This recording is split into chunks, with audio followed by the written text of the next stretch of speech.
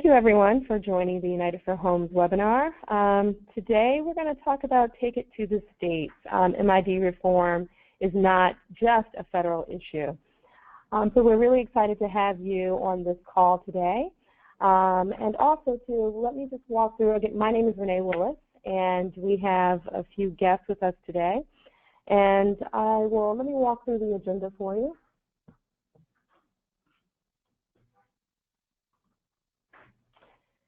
So, as always, we will provide you with a few updates. So we have a policy update by Paul Keeley. I will provide a communications update. And we have our two guests on the line, Tyrone Buckley from Housing California and Jerome Brooks from Oregon Opportunity Network. And then we'll have, as always, an opportunity for you to ask questions. So let's go ahead and get started with the updates, with the policy updates. So I will turn it over to Paul Keeley, who will share with you what's happening. Okay, I'm going to keep these relatively brief. Basically just talk about the one thing that was most notable since we had our last webinar, and that was that on April 26th, by the way, I'm the Paul Keeley, Chief Operating Officer at the National Low-Income Housing Coalition. I should have mentioned that. On April 26th, as you know, the Trump administration called for an overhaul of the tax code. The administration presented a one-page outline of what that would be. Some of the elements were replacing the 7 income tax brackets with three new ones, basically 10%, 25%, and 35%.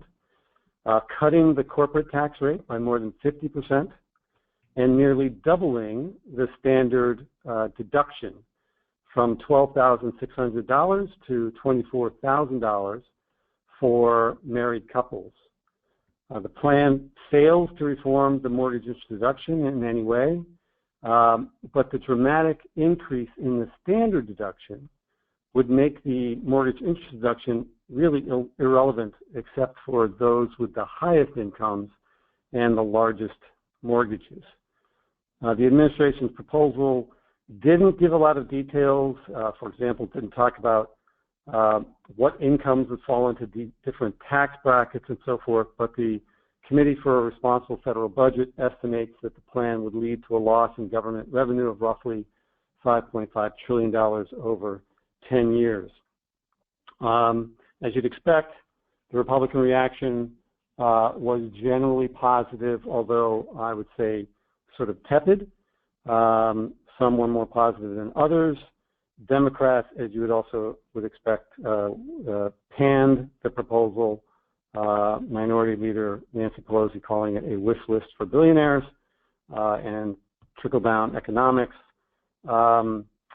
So there is some discussion that the Republicans in the Senate could resort to using the reconciliation process to pass tax reform through the Senate with a simple majority vote. They wouldn't need the 60 votes that would otherwise be needed. Doing so, however, would limit the changes to 10 years rather than making them permanent.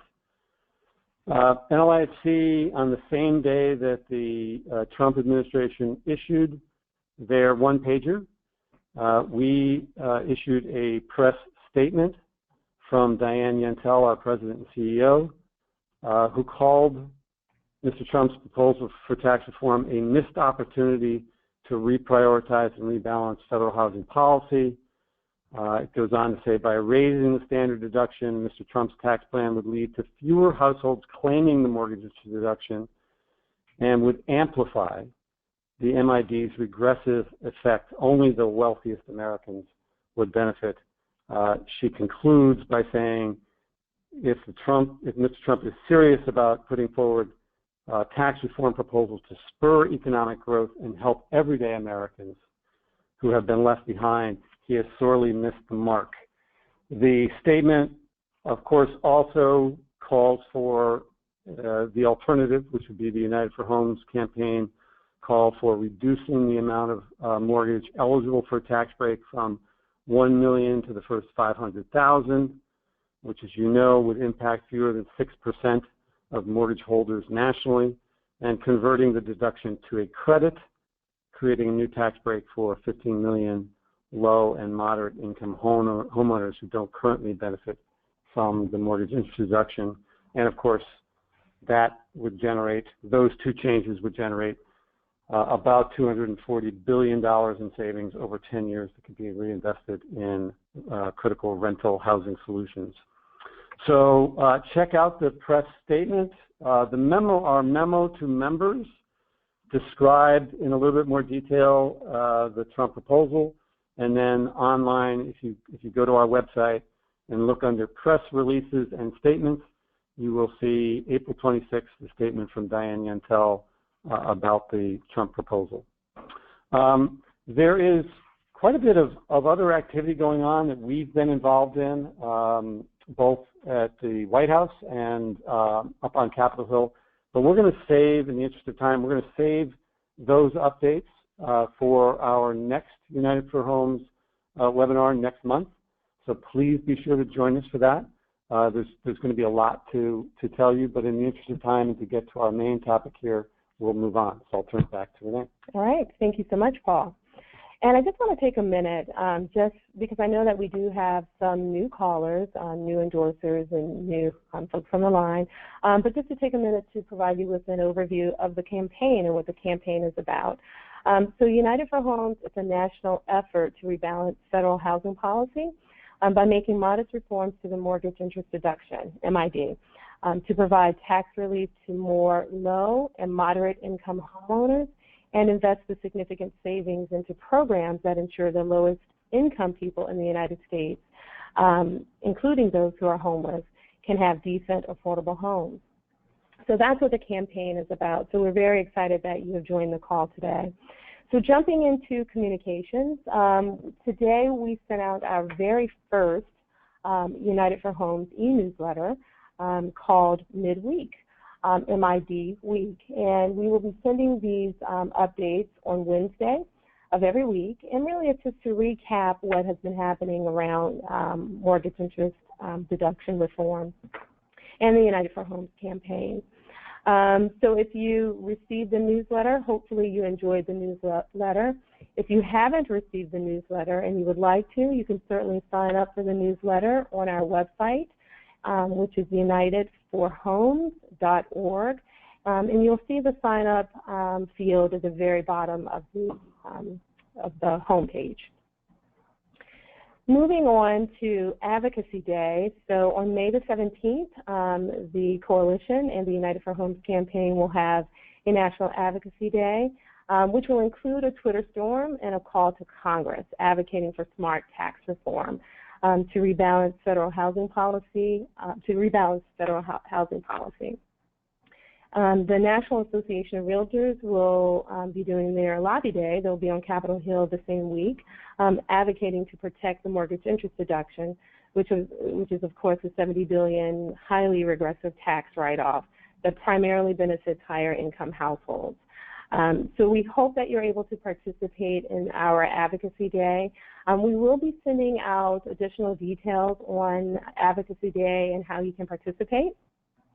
We will send sample tweets, social media images, a call-in script, and other resources that you might be able to use, and folks in your field as well. So stay tuned for additional information. And as always, you can continue to find information on our United for Homes website. The last piece that I would like to share with you is just yesterday, Matthew Desmond, who is the Pulitzer Prize-winning author of Evicted, published a piece in the New York Times Magazine about the imbalance in federal housing policy and how tax rates like the mortgage interest deduction give so many resources to the wealthy and upper middle class that would be better spent addressing homelessness and housing poverty. His article is entitled "How Homeownership Became the Engine of American Inequality." You can find his article on our website, unitedforhomes.org, but again, it was just published just a few days ago in the New York Times Magazine. And I'm going to jump in and say, you have to read this. It is so well written. as is his book. You will it's just so compelling. Please read it, share it widely, because it tells the story very, very compellingly. Thank you, Paul, as it does. So we're going to move into the topic of the day, which is efforts to reform state-level mortgage interest deduction. As you know, we've been talking for the last several months about MID reform at the federal level, but we also want to share with you that MID reform is not just a federal issue. Of the 41 states that impose a tax on all incomes, 31 of those states allow for incomes to be reduced for mortgage interest payments. You know, the specifics and the parameters of state-level MID benefits, they vary, but the benefits are similarly regressive to the federal MID, which exacerbates economic inequality. So we're really excited today to have two guests with us. So we have Tyrone Buckley, who is the Policy Director for Land Use and Finance at Housing California, and we have Jerome Brooks, who is Executive Director at Oregon Opportunity Network. They will present and they will share their ongoing legislative efforts to reform their state's mortgage interest deduction. So first we'll hear from Tyrone, and he'll be followed by Jerome Brooks, and then we'll have plenty of opportunity for you to ask your questions. So Tyrone, take it away. Great, thanks. Good afternoon, everyone. Again, I'm Tyrone Buckley from Housing California. Today I want to talk to you a little bit about our effort to utilize the elimination of the mortgage interest deduction for vacation homes to fund affordable housing. You know, in California, we, like many other places, have seen drastic disinvestment in affordable housing funding.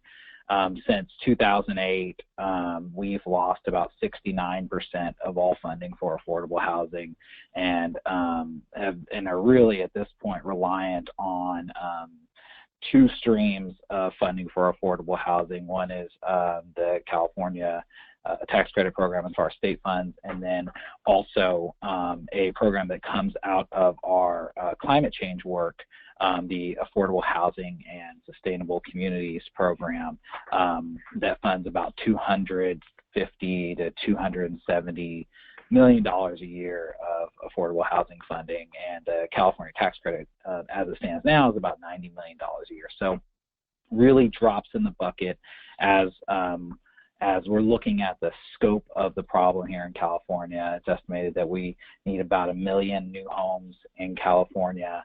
You know, we have been ringing the alarm bell for years about the housing crisis, and finally our legislature has gotten serious about it in the last 2 years. So, you know, our organizational goal has always been to expand funding for affordable housing. I should say too that, you know, my other focus is on local land use issues, trying to make sure that that land use decisions are made in such a way that and local planning is done in such a way that it accommodates affordable housing. And we are also the only statewide affordable housing nonprofit in California that has a full-time lobbyist dedicated to the issue of homelessness. So that's really our portfolio, and that's really sort of our bread and butter is trying to expand funding and also addressing the issue of homelessness. So, you know, it's been a long time goal of ours to expand the California tax credit program, to beef up that number from $90 million a year. And our first bill around this issue was in 2015, and that was AB 35 Chu. The member's name is Chu, and what that did is it expanded the tax credit program by $300 million a year. Sorry, next slide. There you go. That's perfect. And that bill was one of the two bills on funding that year where the speaker, the head of the assembly, the speaker of the assembly in California, our two branches, or one of our two houses, took up housing as her flagship issue. which was great. We have been struggling to find champions around affordable housing in our legislature, and we were really pleased to see that the speaker took it up that year in 2015. So AB 35 was accompanied with another bill to get affordable housing funding, which is another long-standing goal for Housing California, which is to secure funding for a permanent source of affordable housing that would go into a statewide trust fund.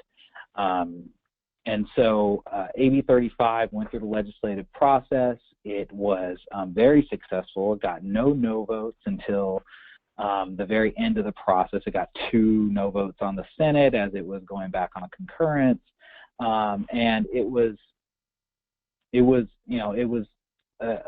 really strong bill. It was bipartisan, but the challenge was that the governor of California, Jerry Brown, has always been vocal about not wanting to see things or proposals that impact the budget not go through the budget process. And so here we have legislation that would result in a loss of revenue in the state because we'd be expanding the tax credit. And so the governor had been pretty clear that he wanted to see that measure go through the budget process.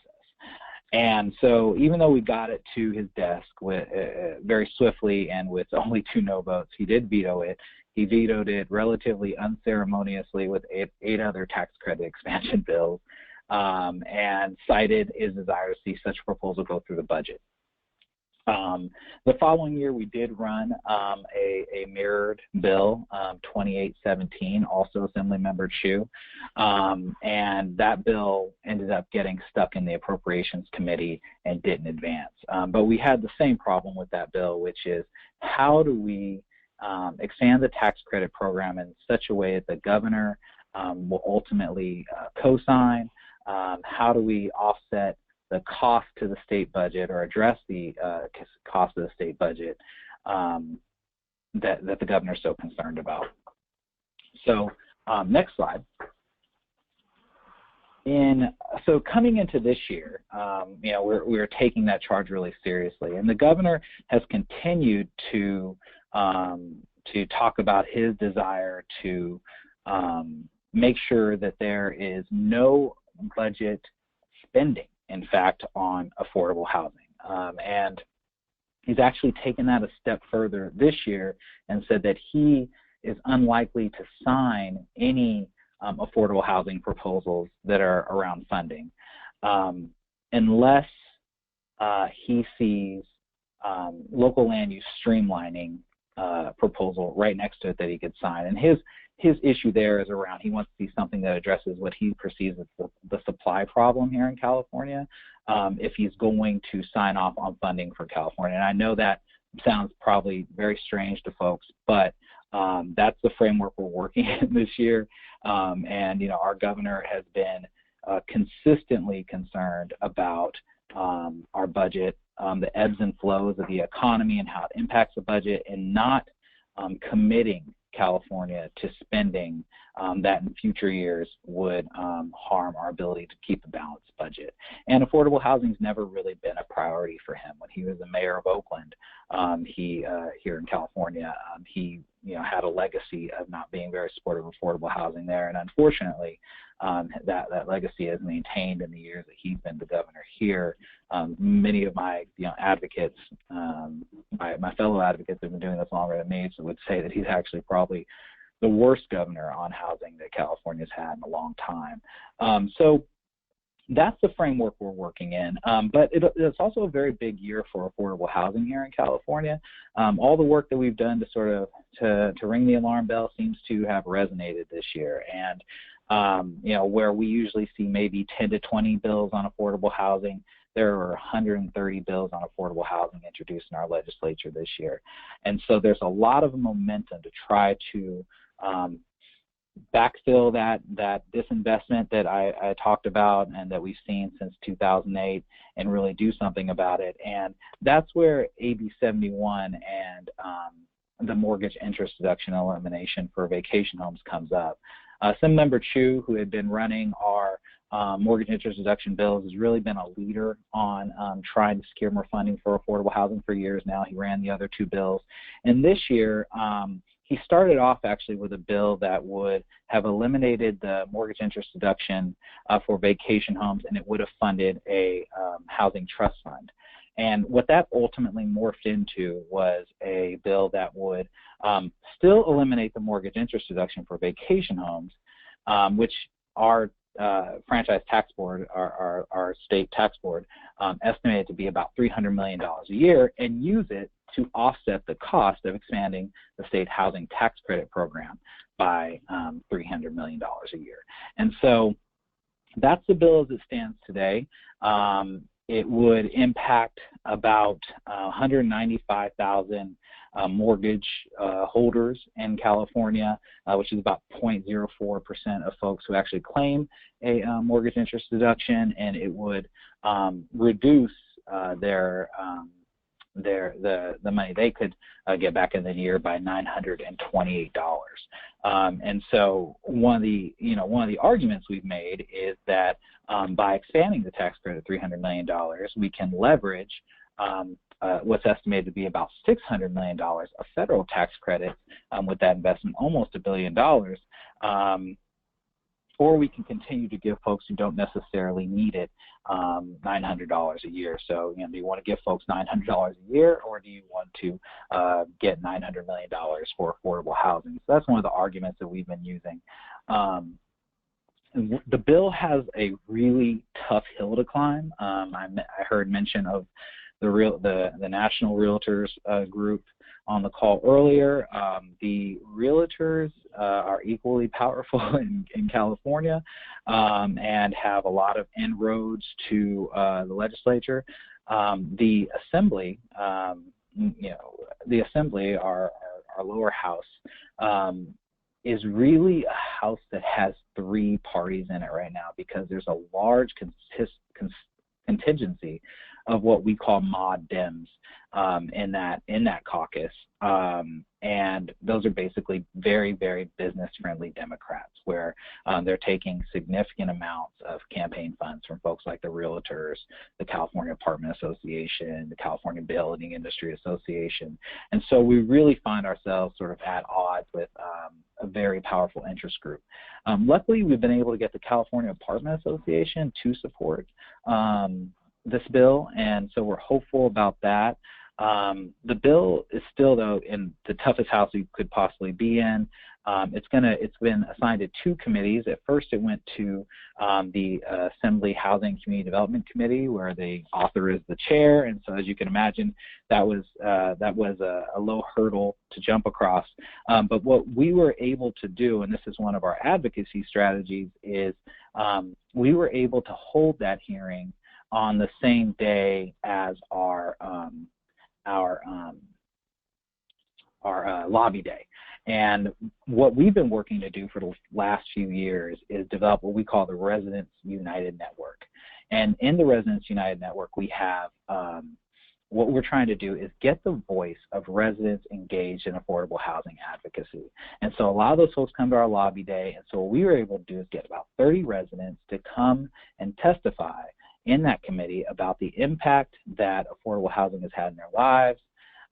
Many brought their children. They kept it tight. They kept it short and sweet. And it was a very it was a great moment in our advocacy, because we got to bring up the voices of those folks. And I should add that it made it very difficult for the opposition to give their relatively vulgar arguments about why they oppose this bill in the face of so many folks who would benefit in really amazing ways. So that's been part of our strategy. We're going to be in a much tougher committee on Monday in the Assembly Revenue and Taxation Committee, which holds about, there's 7 Dems on there. I think they're all business Dems or moderates, and so it's going to be tough. We actually anticipate that this bill will probably not make it out of that committee, but we're working to avoid that fate. Honestly, even if this bill got out of that committee, it would still have to face a floor vote in that same difficult House, and it'd be unlikely for it to get through there. But the reason why Housing California engaged in this bill was for a lot of the reasons that that have been talked about on this call, which is that we wanted the opportunity to highlight the injustice of giving such a small portion of Californians a relatively minimal benefit when we could do so much for affordable housing. And so that's been a big part of our messaging.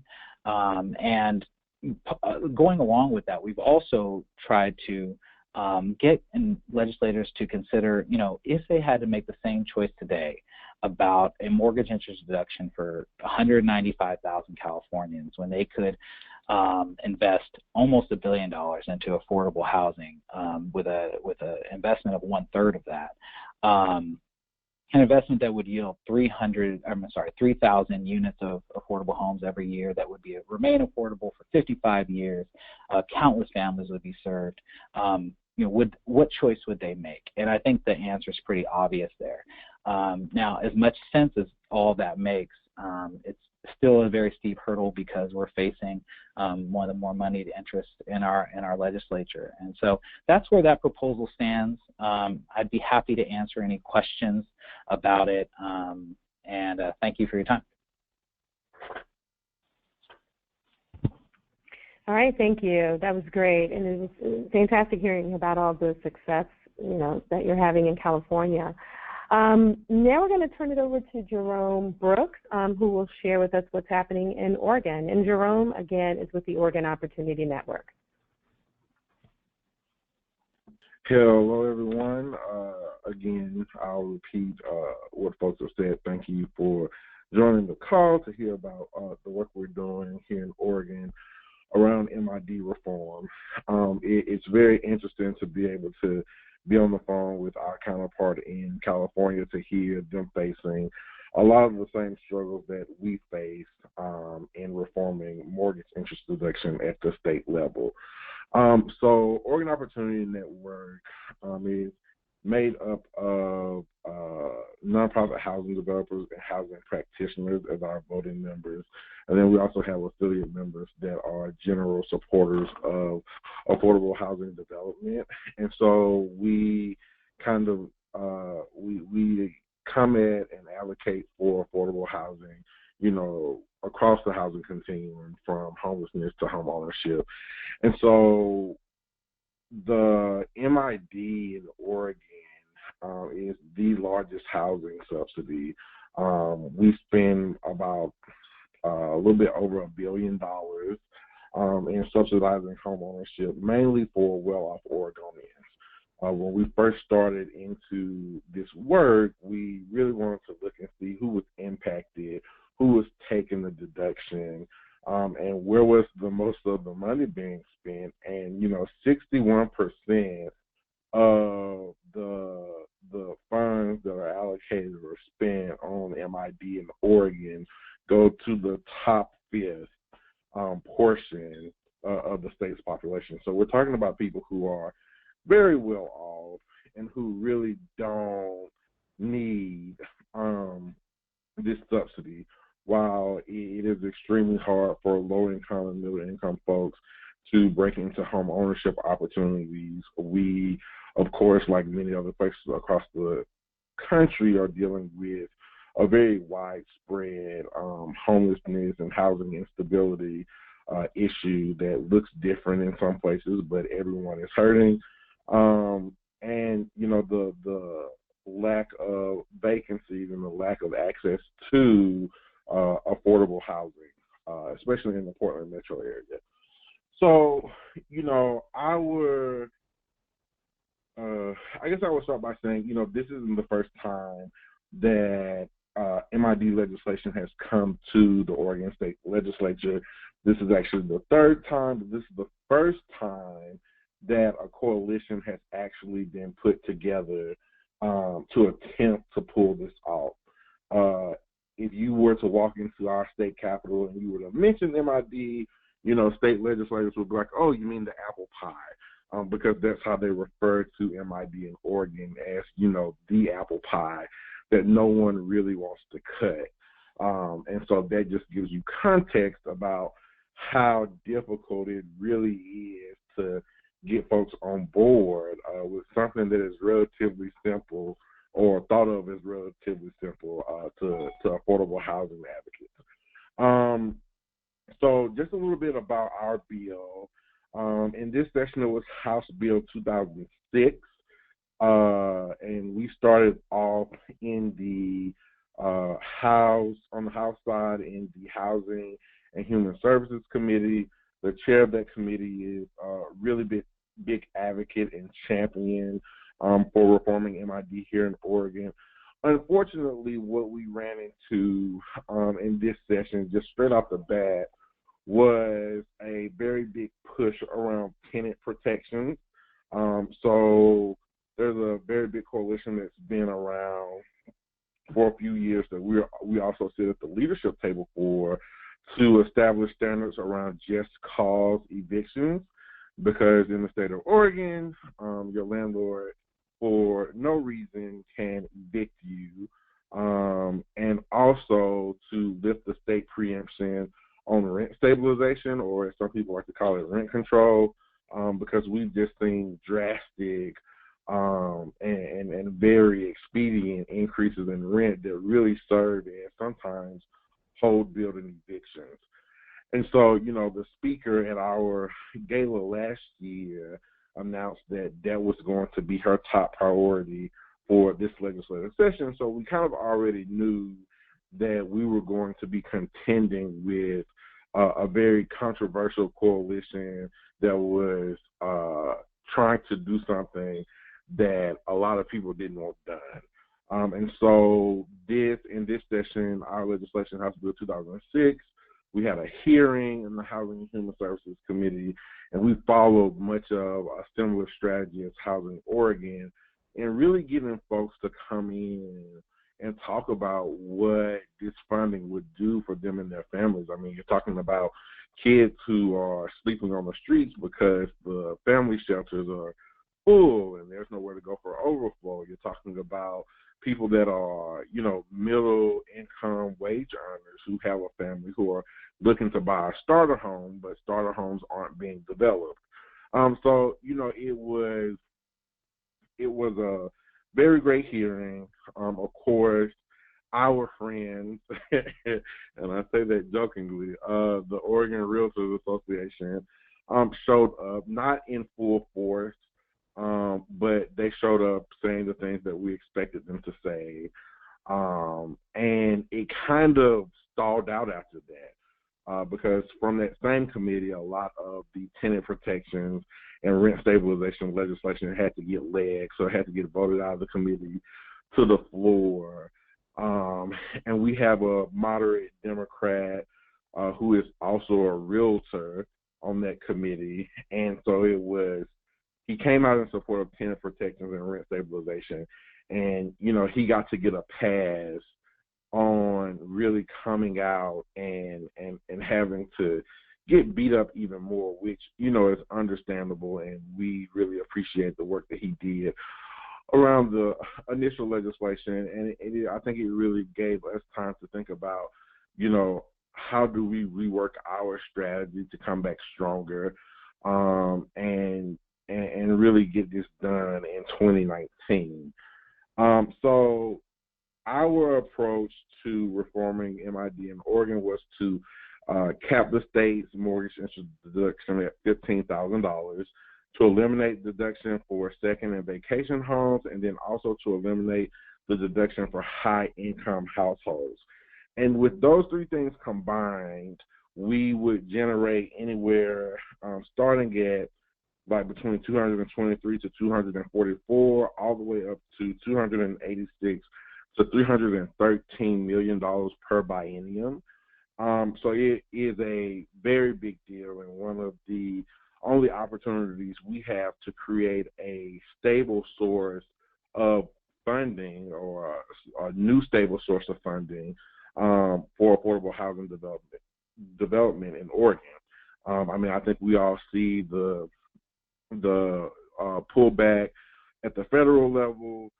Something else that we are contending with in this legislative session is a $1.6 billion budget hole, that the legislature is hard at work trying to figure out how to fill, and this is just for general services because of the impact of our retirement system has on our budget in an ongoing fashion.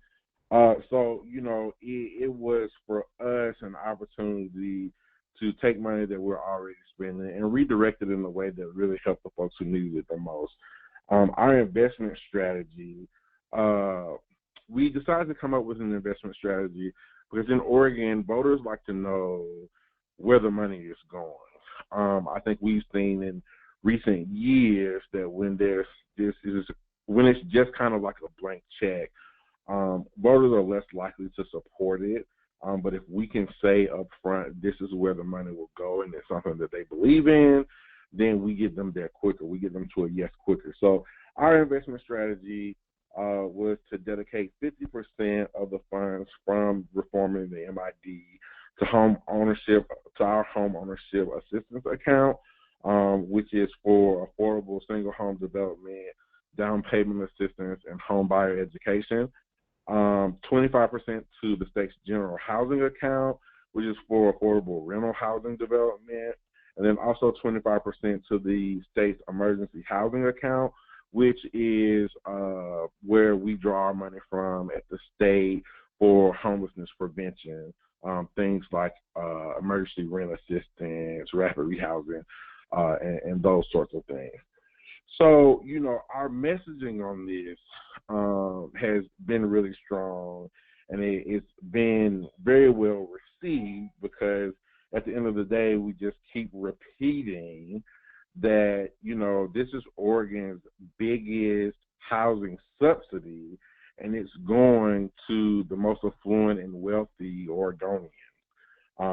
And so it is something that is quick, that is simple, and it's true that legislators can really hold on to.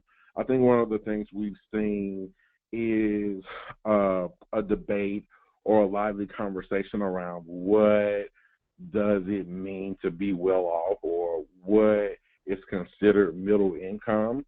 I think some folks, some arguments we've heard, one of the stories that the realtors actually used at the hearing was about, a single mother who was making $100,000 a year and had like 3 kids and how she would be impacted by this, which we haven't actually found that single mother with the 3 kids making $100,000 a year that would be impacted by this, but that's kind of the rhetoric. And so I think there are some folks who are like, if you go up to $250,000 for single filers, then that's also, not people who are well off. And I think people, that are in 0 to 30 of the median income would definitely care to disagree about that. So we just always keep bringing it back to the people that our organization really focuses on. And those are the people that are at the, lower side of the scale, who have the highest needs and who are also locked out of housing opportunities the most, as the people that we should really be concerned about protecting and providing opportunities for success and upward mobility. So where we're at right now, our coalition formed, next slide please. Our coalition formed about a year ago, and it's was co-led by Oregon Opportunity Network and the Oregon Center for Public Policy, and we just started pulling in organizations that would likely care or whose members would likely be impacted by MID being reformed. So, Coalition of Communities of Color, Oregon Law Center, Habitat for Humanity, the Oregon Housing Alliance, Children First for Oregon. We were able to pull in a lot of progressive groups. Where we have some work to still do, I think, is to pull in groups that could kind of stand toe-to-toe with the realtors. And in Oregon, that would be the labor union, who can go toe-to-toe both in the way of political capital, but also in the way of money in the bank to influence electeds and to also, help if this does end up getting referred to the ballot. That's another big threat that the realtors put on the table, is that if we were to get this through the legislature, that they would immediately have it referred out to the ballot and have $1 million sitting on standby for a campaign to take it down. And I think for us, who's like, could we get $100,000 to defend this, are thinking strategically about how do we look down the road, just not to getting this through the legislature, but also if this does ultimately get referred to the ballot, how are we already poised to win that fight by the work that we've done to get it through the legislature? And that's something that our group is already reconvening on, to really draw up a plan that will put us in a better position in 2019. And so, that's kind of where we're at. So our legislation for the 2019 session is officially dead in committee. And I actually kind of preferred that it not move until they figure out the budget situation, the revenue situation, to fill the $1.6 billion budget hole, because we really want this money to be redirected as a dedicated source of funding for housing, and not to just fill a budget gap in the state's general fund. And so, we are already hard at work. We get a lot of support from private foundations and other groups to continue this work. And so, our plan now is to take this home in 2019. All right, thank you. Exciting stuff in Oregon, Jerome.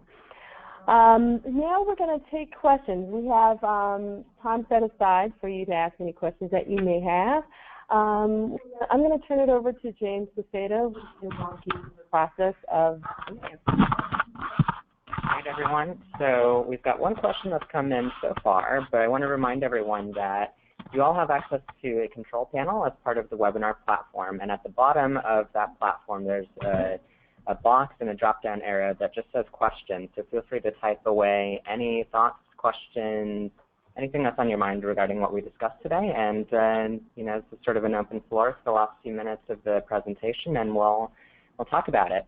So first question so far regards to the action going on in California, where you all are approaching mid-reform as it relates to vacation homes. So the question is essentially, how do you define a vacation home? And is this just another way of referring to a second home that an individual or a family might own, or do you think of other qualifiers to refer to vacation homes? So the way that it's laid out in the law is that it is generally about second homes, it's true, but it's about how you utilize it. So it's not a vacation home if you use the home more than 14 days a year, use it more than 14 days a year, or it is or more than 10% of the days during that year, the home is rented out at a fair market rental. So there are some parameters around what qualifies as a vacation home, and we are trying to target it narrowly to vacation homes, but it doesn't impact second homes, and it is what we're trying to do is make sure it only gets to a narrow swath of the population who are not necessarily using it for renting it out. And there is a tax deduction for folks who rent out as well. So that's sort of the way it's structured here in California. Okay, thank you. So essentially you're talking about the amount of time per year that someone spends in the home and whether you can legitimately consider that a primary residence. Right, and the utilization of the property.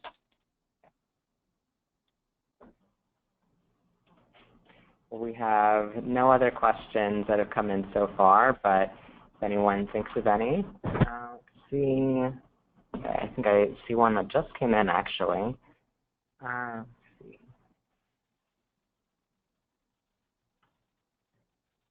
Oh, yeah, this is interesting. So, and this is something we could ask of either the presenters from California or from Oregon. But the question is whether either of you guys could elaborate on the strategies you used around your campaigns and to what degree and what you did to ensure that low-income people, especially low-income renters, were included in those strategies and in that campaign work. I'd be happy to talk a little bit about that. I'm sure Jerome has some to add too. It sounds like they are an organization that does a little more close to home grassroots work. But you know, as I mentioned earlier, Housing California has you know, built up our Residents United network, which is our effort to do some organizing of folks who live in subsidized affordable housing throughout the state, focusing on Los Angeles, Sacramento, the Central Valley, San Diego, and the Bay Area. And we have been able, and the goal there is that we go, we lobby all of these funding proposals, and we're talking about numbers of units built, and we're talking about how much funding we think needs to get dedicated.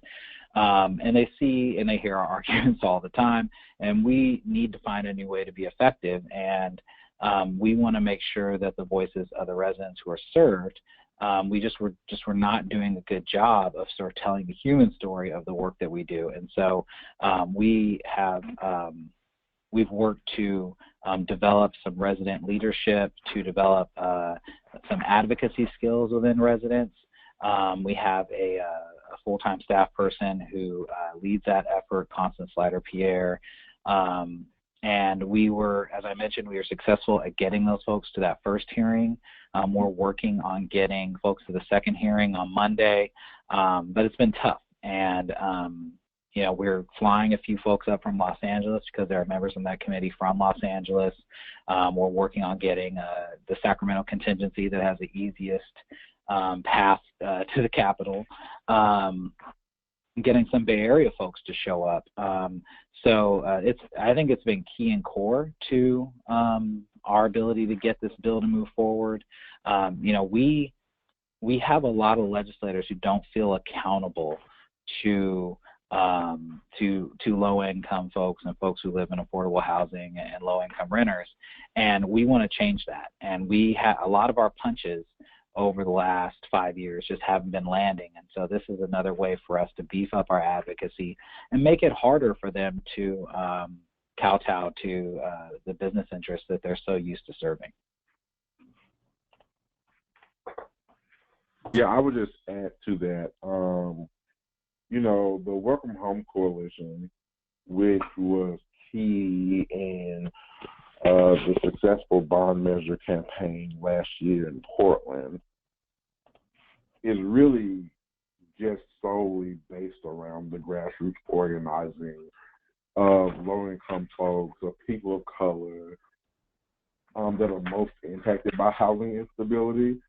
And so, you know, our framework, the way we think about this coalition, especially the way we think about this coalition moving forward, is really built on elevating them as leaders of the campaign, because their stories are the ones that matter, and they are the ones we are hoping to serve with this money. And so, you know, I just believe, I know the coalition would agree, that we can't be successful in helping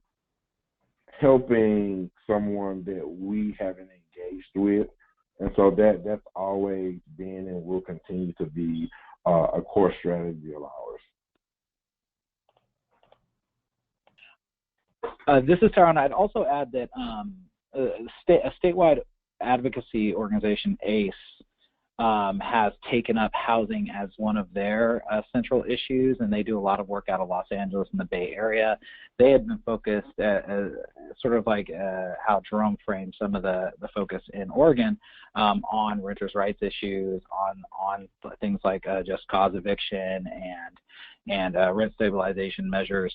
But they've gotten very engaged, and we have been working with them to figure out how to utilize their advocacy to push forward the messaging here too. One of the challenges we've run into in engaging sort of folks from a more grassroots perspective and folks who have sort of the goal of doing that organizing piece too is that sometimes the messages that they're utilizing to fire people up are not the same ones that resonate in the building. And so while that campaign, for instance, is very focused on Donald Trump and sort of making the wealthy in California pay their fair share, in our relatively conservative Democratic caucus, that's another set of punches that don't seem to land. So what we're trying to do is help them calibrate their messaging so that they can be as impactful as possible. All right, fantastic. It doesn't look like it doesn't appear that we have any additional questions. So with that, actually, we may have one more. Yeah, I'm sorry, I almost overlooked these. We actually do have two other questions that have come in. So let's see, so the first one says, referring to something in the presentation, I think I heard at the beginning that 31 states allow for MID. I presume they mean some form of a MID either at a state level, perhaps at a local level. So 31 states, is there a list somewhere of which states those are? We can get a list together for you, and I think that would be actually something that we could put on the United for Homes website as well. So definitely stay tuned for that. As well, I mentioned earlier that we now have a newsletter, e-newsletter that we send out, so we can maybe in the next edition to include that list in the next edition of the newsletter. Sure. So great question. Yeah, very good question. Another one, so this gets into media strategies implemented by the two campaigns. Do either of you guys have a media strategy you used for your statewide MID work that you'd be willing to share, either with others in the group, with other endorsers on the call, or to share with us so we can then pass on to our network of endorsers? This is Jerome. I would say that our media strategy has really been going in and meeting with editorial boards. And also having folks with some credibility submit letters to the editor, and then letting that kind of grow into those publications kind of taking their own stance. We've received a lot of positive media attention from publications that we're like, whoa, that's the last thing we would have thought we could get from you, but it's so that earned media has been our only media strategy. This is Tyrone. We, as a statewide organization, we definitely try to serve our counterparts that are regional, whether it's the nonprofit housing coalition of the Bay Area, or San Diego Housing Federation, Southern California Association of Nonprofit Housing. And so we're sort of a feeder of strategy to those groups, and we have a communications manager who organizes a weekly meeting with those folks, her counterparts in those other organizations and other affiliated communications people, to push out any messaging that we want to try to get out, whether it's trying to secure op-eds locally, or if it's things that we want to do through social media. We utilize things like Twitter quite a bit, which always angers our legislators, but it's something that we try to utilize quite a bit. Our Run residents find it a way that's very accessible for them to do advocacy, and so that's another way that we've been pushing things out. I also should mention that since our measure is attached to the expansion of the California Tax Credit Program, we've been very concerned about, I'm sure many of you have heard about the Frontline sort of hit piece on the tax credit program that I think came out last night, and unfortunately I didn't get a chance to see it. I have 2 small kids, and so, but I will watch it diligently at some point, and that looks like it's going to have some negative impacts on the tax credits. I can't imagine our savvy opposition, the realtors, not pointing to that to try to stop our particular message, our particular proposal. So we are developing a strategy around that with talking points with some media professionals so that we can have appropriate responses to that. Now, that's not necessarily related directly to the MID, but it's a part of our proposal, and that's something that we've been working on as well. All right. Thank you, Jerome. I'm sorry, Tyrone. Do you have any other questions? Okay. No, we don't have any other questions. All right. But people on the call, if you do think of any other questions, feel free to get in touch with anyone on our staff. We'd be delighted to hear from you. Absolutely. Thank you so much, James. And also, thank you to our special guest, Tyrone Buckley of the Housing California, and Jerome Brooks of Oregon Opportunity Network. Thank you for sharing this great information with us today. We really do want to continue to see what's going to happen in California and in Oregon, so please keep us apprised of the work that you're doing, because I'm sure that folks on this call as well would love to monitor your work or just take a look at what's going on there. And with that, we have our next webinar on June the 14th at 2 p.m. Eastern Time. We'll send out additional information and details regarding the topic. But I also wanted to remind you again of the May 17th National Advocacy Day that we have planned. And again, it's an opportunity for you to push out the United for Homes message and the SMART tax reform message, and to use Twitter, Facebook, social media, and the like to get the message out to policymakers. So we'll certainly send you additional details in the coming days. And thank you very much for joining the call. We have contact information on the screen.